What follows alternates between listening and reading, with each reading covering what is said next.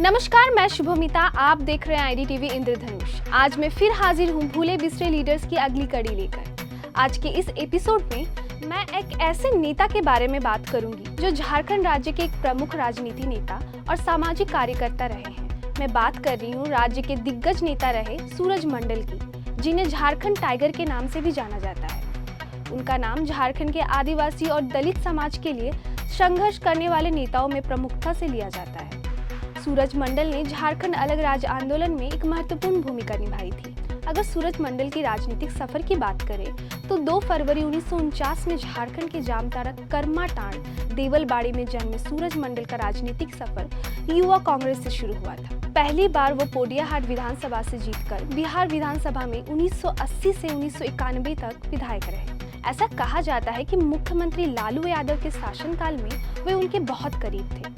उनकी पत्नी शोभा देवी और बेटे बेटियां भी सामाजिक रूप से सक्रिय रहे हैं। सूरज मंडल वर्ष 1991 में झारखंड मुक्ति मोर्चा के टिकट पर गोड्डा लोकसभा क्षेत्र से भारतीय जनता पार्टी के नेता जनार्दन यादव को हराकर 10वीं लोकसभा से सदस्य बने थे। इसी बीच वे झारखंड आंदोलन के प्रणेता दिशुम गुरु शिबू सोरेन के काफी नजदीक आ गए। एक वक्त ऐसा भी था जब जिमम में उनकी काफी प्रभाव था। शिबू सोरेन के बाद पार्टी में उनका ही नंबर था। यहाँ तक कि राज्य अलग होने से कुछ वर्ष पहले तक वो शिबू सोरेन के जोड़ीदार के रूप में भी देखे जाने लगे थे। दोनों की तस्वीरें भी साथ साथ ही छपती थी। झारखंड अलग राज्य निर्माण के पूर्व झारखंड क्षेत्रीय परिषद की कमेटी में सूरज मंडल उपाध्यक्ष भी रहे। सूरज मंडल संथाल परगना क्षेत्र में रेल लाइन विस्तार की हमेशा मांग उठाते रहे। इतना ही नहीं, वो कोल इंडिया का मुख्य कार्यालय भी झारखंड लाने की मांग करते रहे ताकि यहाँ का विकास हो सके। परंतु कहते हैं ना कि कभी कभी खुद का बोया इंसान काट नहीं पाता। शायद सूरज मंडल के साथ भी यही हुआ। उन्होंने झारखंड अलग राज्य के लिए संघर्ष तो बहुत किया, परंतु राज्य बनने के बाद सत्ता का स्वाद नहीं चख सके। यहाँ ये बताना जरूरी है कि आखिर सूरज मंडल के राजनीतिक पतन की शुरुआत कब और कैसे हुई। तो हम आपको पहले बता चुके हैं कि 1995 के आसपास सूरज मंडल झारखंड मुक्ति मोर्चा में काफी प्रभावशाली हो गए थे। एक वक्त ऐसा आया जब सूरज मंडल की तस्वीर शिबू सोरेन के साथ छपने लगी। पार्टी की कार्यकर्ता भी सूरज मंडल की बात सुनते थे। सूरज मंडल पार्टी में एक अधिकार से निर्णय भी लेने लगे थे। फिर सूरज मंडल को लगने लगा कि वो शिबू सोरेन से अधिक शक्तिशाली है, क्योंकि उनकी दबंगी मिजाज हमेशा उन्हें शिबू सोरेन के मुकाबले अधिक प्रभावशाली नेता के रूप में लोगों के बीच दिखाती रही। इसी बीच कई मुद्दों पर उनकी पार्टी सुप्रीमो शिबू सोरेन से मत भिन्नता भी सामने आई।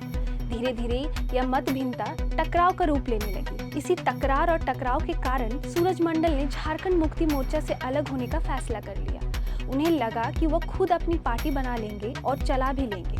तब उन्होंने झामुमो से अलग होकर झारखंड विकास दल का गठन किया, परंतु उनका ये कदम उनके लिए आत्मघाती साबित हुआ। यही वो राजनीति में डिरेल हो गए। धीरे धीरे लोग उनका साथ छोड़ते चले गए। इसके बाद से ही कहा जाने लगा कि जो झारखंड मुक्ति मोर्चा छोड़कर जाता है उसका राजनीतिक करियर खत्म हो जाता है। इसके लिए सूरज मंडल का उदाहरण भी दिया जाता है। इसी बीच झारखंड अलग राज्य का गठन भी हुआ, पर सूरज मंडल का सूर्य उदय नहीं हो पाया। आज सूरज मंडल राजनीतिक रूप से सक्रिय नहीं है। अब उनकी शारीरिक स्थिति भी पहले की तरह नहीं रही। उम्र जनित बीमारियों से वो जूझ रहे हैं। पिछले दिनों वह दिल्ली में थे, जहाँ उनका इलाज चल रहा था।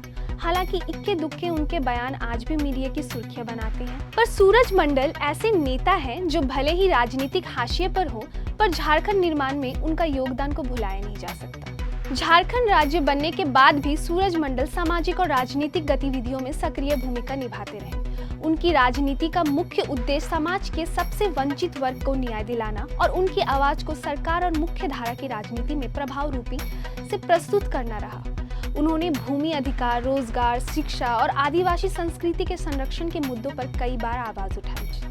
राजनीतिक इतिहास में सूरज मंडल एक ऐसे नेता रहे जो खुद बुनियादी सुविधाओं से वंचित रहे, लेकिन उनका उद्देश्य था कि उनके क्षेत्र में बेहतर रेलवे नेटवर्क के माध्यम से परिवहन की सुविधा बढ़े, जिससे स्थानीय समुदायों को सामाजिक और आर्थिक विकास का लाभ मिल सके। सूरज मंडल का जीवन संघर्ष और सेवा का जीता जागता उदाहरण है, जिसमें उन्होंने न सिर्फ अपने राज्य बल्कि पूरे देश के आदिवासी समुदायों के लिए आदर्श नेतृत्व प्रदान किया। वर्तमान में वो भारतीय जनता पार्टी में शामिल होकर आदिवासी मूलवासी के हक अधिकार के लिए संघर्षरत रहे। आज के लिए बस इतना ही। फिलहाल मुझे दीजिए इजाजत। ऐसे ही और सारे भूले बिसरे लीडर्स की कहानी लेकर हम हाजिर होंगे अगली कड़ी में।